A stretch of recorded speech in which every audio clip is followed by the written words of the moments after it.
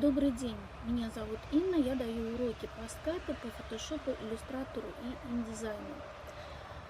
Что особенного на моих уроках, как это все происходит, вот как раз цель моего сегодняшнего видео. Итак, техническая сторона. Скайп позволяет демонстрировать свой рабочий стол. То есть вы можете видеть, что я делаю, вы можете задавать в это время вопросы, я комментирую, вы смотрите, затем повторяете то, что я делаю, те примеры, которые я вам предлагаю разобрать. Естественно, если у вас что-то не получается, я вам помогаю. Таким образом, вы тут же закрепляете навык работы и, в общем-то, потом не тратите много часов на то, чтобы самому разобраться в чем-то, потому что наговаривание материала, как правило, не приводит к хорошим результатам. Потому что как только вы остаетесь один на один с компьютером, то тут же возникают какие-то моменты, с которыми вы не можете справиться. Поэтому вот эти 15 минут закрепления материала, которые мы делаем во время урока, они дают гораздо больше, чем домашние задания, которые вы можете выполнять после урока. То есть лучше всего, конечно, тут же сразу закрепить материал. В принципе, вы можете любой урок найти в интернете и по нему работать уже. Вся проблема в том, что не все сразу понятно для начинающего. То есть вы можете посмотреть урок, все было понятно, потом бац, что-то, а что он нажал? И непонятно, что он нажал. Вот этого за счет интерактивных уроков мы можем этого избежать. Да? То есть, собственно говоря, происходит такая достаточно мощная экономия времени для изучения материала. Теперь далее. Что вам для этого нужно? Значит, это компьютер, колонки, наушники для того, чтобы вы меня слышали, микрофон для того, чтобы я вас слышала. И, в принципе, видеокамера не нужна, потому что мы будем работать, показывая свой рабочий стол. Теперь, как проходят уроки? Рекомендованное время урока 1,5 часа. За 1,5 часа я успеваю рассказать 2-3 темы, мы успеваем их отработать. Кроме всего этого, я, естественно, даю домашние задания. Домашние задания, как показывает практика, выполняют где-то 20% учеников. Ну, это по разным причинам, у кого-то нет времени, неважно по каким причинам, но поэтому обязательно на уроках мы закрепляем навык. То есть не будет такого, что я не буду просить вас показать, как вы это делаете. Потому что получается, что получалось, когда я наговаривала материал?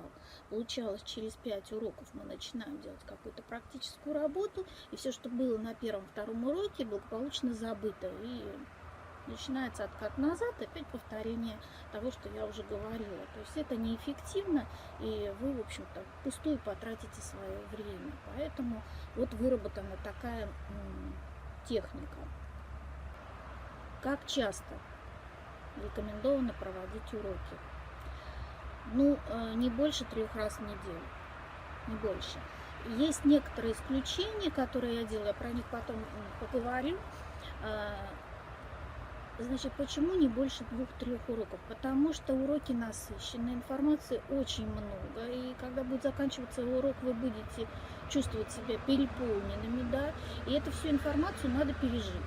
То есть эту информацию надо пропустить через себя, сделать домашнее задание. Те, кто делает домашнее задание, им нужно 1-2 дня, чтобы это все успеть сделать, да, при условии, что человек еще чем-то занят, он работает или учится. Таким образом, вот получается такой порядок, 2-3 дня, чаще. Ну, если только какой-то интенсив, там нужно срочно что-то освоить, тогда мы уже там мобилизуемся и занимаемся прямо по факту вместе. Какие бывают уроки? Значит, уроки бывают системные, когда мы двигаемся от простого к сложному потихонечку накручиваем, наматываем, усложняем, да, и, в общем-то, получаем какой-то результат.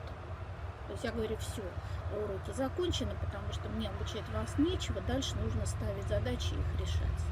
И таким образом дальше вы уже сами себя тренируете, задаете себе задания, выполняете их. Я это все расскажу, как это лучше сделать, чтобы себя прокачать, потому что одних уроков мало.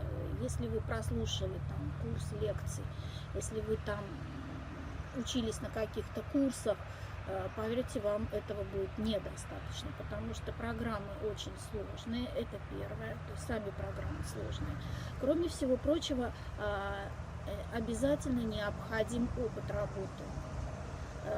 Программы прикладные, это как учиться писать. То есть сначала вы просто пишете палочки буквы, а потом вы пишете уже слова, а потом у вас уже это происходит автоматически. Здесь то же самое. Моя цель заставить вас работать на автомате. Ваши руки будут двигаться как у пианиста. Вы будете автоматически выполнять какие-то функции, не переключаясь на инструменты, а переключаясь за счет клавиш.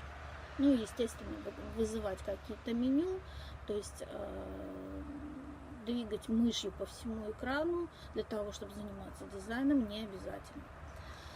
Далее, адаптация моих уроков под индивидуальную необходимость вашу. Каждый ученик, в принципе, он преследует какую-то цель. Кто-то хочет стать фотографом, кто-то хочет рисовать свои работы, оцифровывать. То есть задачи бывают разные. Кому-то это нужно, например, для веб-дизайна. И тогда нет смысла изучать, например, программу до каждой кнопки. Просто на это времени не хватит. По сути, те люди, которые занимаются, например, работают в фотошопе, они там могут 1/3 функций фотошопа даже не знать, потому что им хватает того, что они знают. Например, для фотографа достаточно там уметь ретушировать, цветокоррекция, работать с тенями, с инструментами ретуши, правильно сохранять файлы. Ну, там есть несколько областей, которые он должен знать обязательно. Нужна ли ему будет анимация? Ну, наверное, нет. Нужно ли будет ему обрабатывать видео в фотошопе? Ну, тоже, наверное, это не очень корректно, потому что существуют другие, более удобные программы для обработки видео и так далее. Для художника, например, наверное, надо будет сделать акцент на кистях, на создании кисти, на ее настройке. Вот такие вот тонкости, да, ну, если это иллюстратор, может быть, или какой-то художник по созданию каких-то тканей или обоев, или еще каких-то текстурных рисунков, да, акцент будет на текстуре. То есть я подстраиваю уроки под ваши необходимости, под то, чем вы будете заниматься. Если вы, например, будете в дальнейшем заниматься построением 3D-композиции в какой-то программе, то вам, конечно, и текстура понадобится, создание бесшовных текстур обязательно потребуется.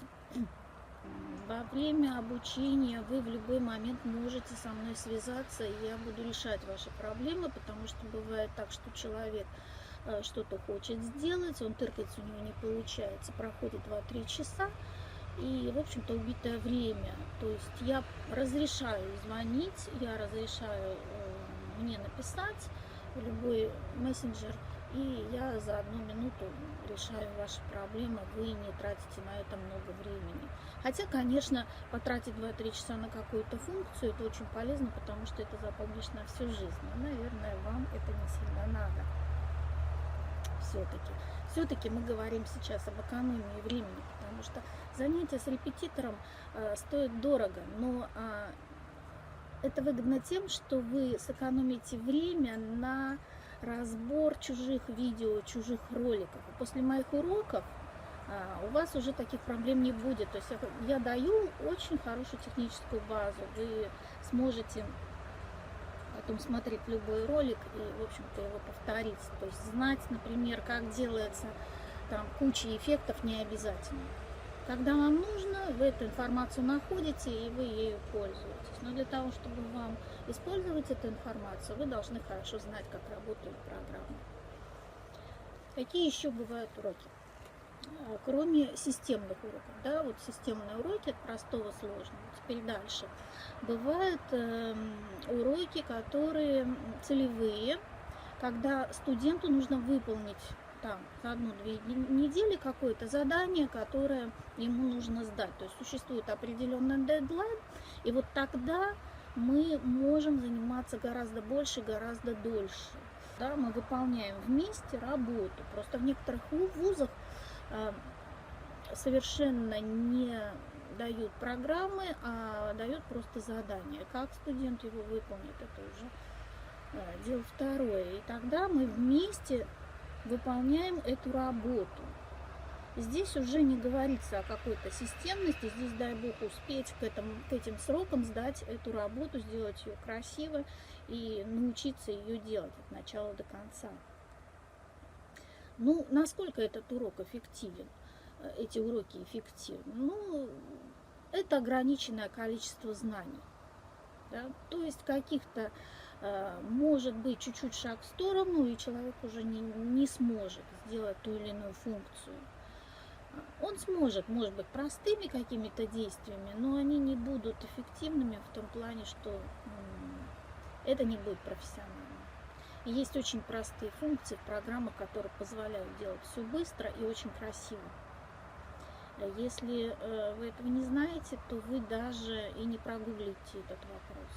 Поэтому на системных занятиях, даже если вы что-то забыли, даже если что-то там у вас там не получается, вы знаете, что функция существует, вы можете о ней прочитать, вы можете о ней посмотреть ролики и тут же восстановить ваши знания. Вот как бы в чем хороши системные уроки, что я даю очень много концентрированной информации, и вы будете знать о том, что такая фишка существует. Естественно, если вы не знаете, что такая фишка существует, вы ее искать не будете, значит, вы будете обходиться другими способами. Да, уроки очень концентрированные, насыщенные, легко не будет. То есть я заставлю работать головой по полной программе. Значит, теперь дальше. Какие еще могут быть уроки? Какой еще вид занятий бывает? Иногда я делаю уроки с учениками. То есть бывает очень сложно. Так устроен мозг. Не каждый соображает очень быстро и очень хорошо. Кому-то нужно, чтобы проверяли его работу, кому-то нужно, чтобы его направляли, кому-то нужно просто подсказать. То есть есть люди, с которыми мы работаем очень давно, и уже он, в принципе, все знает, но ему нужна вот эта вот поддержка, ему нужна проверка, ему нужно, чтобы его похвалили даже так, да, то есть подтвердили. Некоторые неуверенные в себе люди, им нужно подтверждение, что да, они делают все правильно, что это красиво, что это хорошо. Стараюсь обязательно хвалить в том случае, если у человека действительно, то есть просто так хвалить не буду, сразу говорю, просто так хвалить не буду, ругать тоже не буду, буду поправлять очень тактично, очень спокойно, потому что это нормально в процессе обучения, если вы что-то делаете не так. Очень часто есть какие-то подводные камни, на которые наступают все, и это нормально, потому что если ты об него не споткнешься, об этот камень, ты споткнешься потом без меня. Если вы споткнулись со мной, набили себе шишку, запомнилось, очень здорово запомнилось, мы все поправили, если это возможно поправить. Если невозможно, придется переделывать.